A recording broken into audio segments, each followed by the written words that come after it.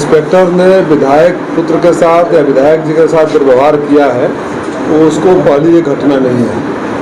उसके पहले भी छात्र संघ के हमारे नेता है, पूर्व अध्यक्ष रह चुके हैं, उनके साथ भी उसने बदतमीजी किया और बलिया में लगातार आंदोलन चल रहा है। सवाल ये है कि जो इस तरह अधिकारी बेलगाम हो गए हैं, बदतमीजी पर उतर आए हैं, उनका अहंकारी हो गए हैं, इसकी जिम्मेदारी किसकी है?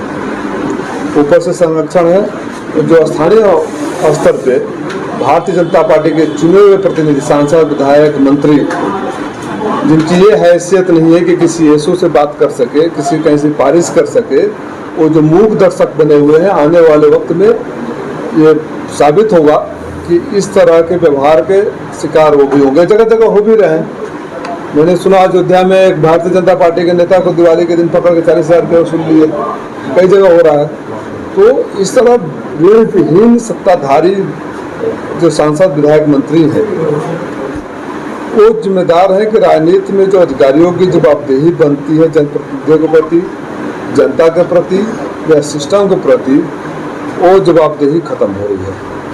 बलिया के जिस इंस्पेक्टर ने, फिर मुझे पता चला कि कल केस भी कर दिया इस बच्चे के ऊपर, उसकी जवाब समाजवादी पार्टी देगी और हम इंतजार करेंगे, लड़ेंगे भी, और सड़क से लेकर कोर्ट तक या सदन तक लड़ना पड़ेगा। तो समाजवादी पार्टी के लोग अपने आत्मसम्मान की रक्षा करना जानते हैं।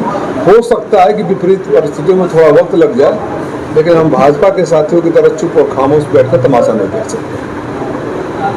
मऊ के परिप्रेक्ष्य में क्या कहेंगे, जो मऊ की स्थिति है डेवलपमेंट को लेके, क्या मानना है आपका? आप ही पत्रकार हैं, मैं तो जब भी आता हूँ मुझे तो कुछ दिखाई नहीं देता है, मुझे तो कुछ दिखाई नहीं देता है कि कोई नया विकास हो।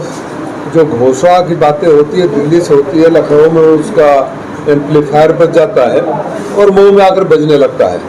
जमीन पर अगर आप कहीं बताइए ग्रामीण सड़कों का क्या बुरा हाल है, ग्रामीण सड़कों का कितना बुरा हाल है। बिजली की समस्या आप सारे लोगों ने झेला है, तो अंडरपास का आज तक पेंडिंग पड़ा हुआ है। अस्पतालों की दुर्दशा, एक बार मैं गया था अस्पताल में, तो आप लोग के सामने है, मरीज मरा हुआ था, कोई बताने वाला भी नहीं था कि जिंदा है कि मरा है। बड़ी बड़ी बातें अस्पतालों के बारे में हुई, ट्रॉमा सेंटर खुला आज तक चालू नहीं है, डॉक्टर नहीं है, कोई देख नहीं है। सबसे बड़ी बात है कि जब अधिकारियों में शासन का डर और भय नहीं रह जाता है, उसको ये नहीं रहता है कि कोई विधायक या कोई जनप्रतिनिधि आकर हमसे सवाल कर सकता है, या अगर सवाल करे तो मैं अगर सही नहीं तो मेरे खिलाफ कार्रवाई भी करवा सकता है। तो ऐसे बेलगाम स्थिति जनता के लिए कष्टदायी, दुखदायी और जिले के लिए दुर्भाग्यपूर्ण अवस्था हो जाती है। उसी दौर से मऊ जनपद गुजर रहा है। नगर पालिका चुनाव को किस तरह देखने, सामने नगर पालिका चुनाव आने वाला है, इस पे क्या कहेंगे? हम ही नहीं देख रहे, जनता भी देख रही है। नगर पालिका के क्षेत्र में अगर कुछ कार्य किया गया हो, नगर पालिका में अगर आपको लगता है कि भारतीय जनता पार्टी की सरकार ने कुछ विकास किया हो, आप खाली वो जातीय राजनीति करेंगे, धार्मिक राजनीति करेंगे, सीमाएं बढ़ा देंगे, काम नहीं करेंगे, तो समय पर कोई जात विशेष का थोड़ी चलता है। परिसीमन को लेके चिट्ठी वायरल हुई थी, उसमें एक बार विशेष की बात लिखी गई, उसका परिसीमन भी हुआ। किस परिप्रेक्ष्य में? एक सिर्फ विधायक, पूर्व विधायक की बात नहीं है, ये इनकी मानसिकता है। जब आप इनसे सवाल करेंगे तो आपको ये उलझा कर रखेंगे, आपको ये धार्मिक अफीम जो है ना, इसमें उलझा कर रखेंगे कि आप उनसे मुख्य मुद्दों पर सवाल न कर सकें। सच्चाई ये है कि इस देश में, यह देश हम सबके लिए शर्म की बात है। कोई राजनीतिक पार्टी का कार्यकर्ता होकर विरोध कर अपनी छाती नहीं ठोक रहा हूँ कि आज भूखमरी में जो हिंदुस्तान बांग्लादेश, नेपाल और श्रीलंका, पाकिस्तान से भी निचले स्तर पर आ गया हो, जो करप्शन में सबसे ज़्यादा हो गया हो, जिसका वर्ल्ड बैंक ने रैंकिंग खत्म कर नीचे कर दी हो, उसको आप बोलेंगे कि आपका डंका बज रहा है, आपका डंका बज रहा है। क्योंकि जब आपके सामने बार बार हिंदू मुसलमान की बातें नहीं होगी तो आप बेरोजगारी की बात करोगे। मैं ये जानना चाहता हूँ कि देश का सम्मान अब किसके कदमों में पड़ा हुआ है। भारतीय जनता पार्टी के मंत्री, सांसद और प्रधानमंत्री जी के भाषण याद कर लीजिए। प्रधानमंत्री जी जो तर्क और तथ्य दिया करते थे पेट्रोलियम पदार्थों के बढ़ती कीमतों के संदर्भ में या डॉलर के संदर्भ में रुपए की घटती कीमतों का, वो आज तक कहाँ चला गया है।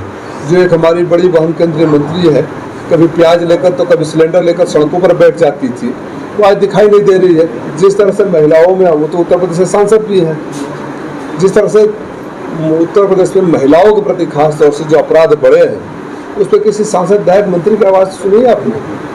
मैं स्मृति ईरानी जी से आपके माध्यम से आह्वान करता हूँ कि अपनी कभी कभी रात को सोने से पहले अपने दिल पर हाथ रखकर अंतरात्मा से पूछिए और पुराने दृश्य याद करिए। अगर आपके अंतरात्मा न धिक्कारे, अगर आपको ये न कहे कि आपने अपनी जमीन को कहाँ गिरवी रख दिया शासन सत्ता के लिए, तो फिर आप कुछ और ही बात है। अंसारी की सपा से बढ़ती हुई नजदीकियों को लेकर क्या कहेंगे? पता नहीं आप किस नज़दीकी या दूरी की बात कर रहे हैं। जो स्थिति थी वही स्थिति आज भी है। अच्छा, ये मुलायम सिंह के जाने के बाद से पार्टी में जो बिखराव था वो क्या खत्म हो जाएगा? उसको किस नज़रिए से देखा जाए या समझा जाए? जो मुलायम सिंह अलग थे और शिवपाल जी अलग थे, तो इसको अब किस तरह अब सपा इसको लेके चलेगी? समाजवादी पार्टी के कार्यकर्ता, समाजवादी पार्टी पूर्ण रूप से आदरणीय अखिलेश यादव जी को अपना नेता और आदरणीय नेताजी का उत्तराधिकारी मान चुके हैं। उत्तर प्रदेश की जनता अखिलेश यादव की आंखों में मुलायम सिंह यादव जी को देखती है, जो चेहरे में नेताजी के चेहरे को देखती है, और वही एक हकीकत, वही एक सच्चाई है। नगर निकाय चुनाव का परिणाम क्या 2024 का भी दशा तय करेगा? जिस तरह से भारतीय जनता पार्टी सरकार चुनाव करवा रही है, जिस परिसीमन की बात आपने कहा, जिस तरह से ठीक बात कहा, ये जरूर है कि लोग अपना आक्रोश व्यक्त करेंगे। 2024 का जो चुनाव होगा राष्ट्रीय मुद्दों पर होगा। देश की जनता ये जानना चाहती है कि देश का सम्मान और कितना नीचे गिराएगी भारतीय जनता पार्टी सरकार। देश की जनता ये जानना चाहती है कि पेट्रोलियम पदार्थों की कीमतों के बारे में आपके क्या विचार है, बढ़ती हुई महंगाई के बारे में क्या विचार है, घटते हुए विकास दर के बारे में आपका क्या विचार है। और जो लोग ये कह रहे हैं कि मोदी का कोई विकल्प नहीं है, तो इस देश ने इंदिरा गांधी का भी विकल्प दिया था और राजीव गांधी का भी विकल्प दिया था, और अटल बिहारी वाजपेयी जब इंडिया संयुक्त भारत उदय हो रहा था तो भारतीय जनता पार्टी के सूर्य को अस्त नहीं इस देश ने किया था। तो गलतफहमी में न रहे। बिहार की से जो शुरुआत हुई है, बिहार से जो शुरुआत हुई है, देश में आने वाले राजनीतिक दशा और दिशा दोनों तय कर देना। गुजरात क्या हो रहा है?